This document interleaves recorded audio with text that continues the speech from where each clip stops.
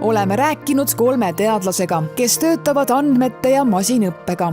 See töö võiks muuta meie igapäevaelu lihtsamaks ja kvaliteetsemaks.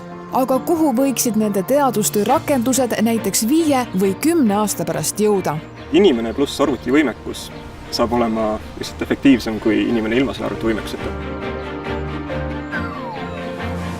Millistes rakendustes tehisintellekti tehnoloogia lähikümnendil kõige rohkem nähtavaks muutub? No, nähtavaks muutub tehisintellekt kindlasti isesõitvate autode näol, mis lähema paari aasta jooksul ei ole mitte nii palju enam tehnoloogiline kui poliitiline väljakutse. Ja kindlasti ka hääljuhitavad seadmed. Et kõik asjad, mida me saame hakata häälega juhtima meie kodus, väljaspool kodu.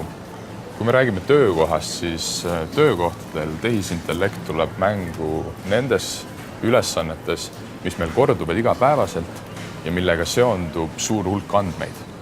Mis hetkel võiks masin häirekeskuse töötaja töö üle võtta? Teoreetiliselt ilmselt suhteliselt varsti, kuigi ma loodan, et see ei toimu mitte kunagi, sellepärast, et häirekeskuse puhul on ikkagi tegemist sellise olukorraga, kus inimese murest arusaamine on äärmiselt oluline.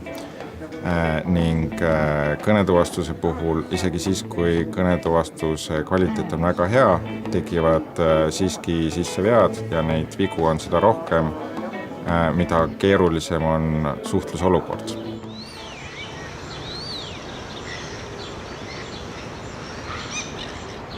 Ühel hetkel õpib meie telefonide sees olev virtuaalassistent selgeks eesti keele ja oskab ka kodupoodi piima tellida.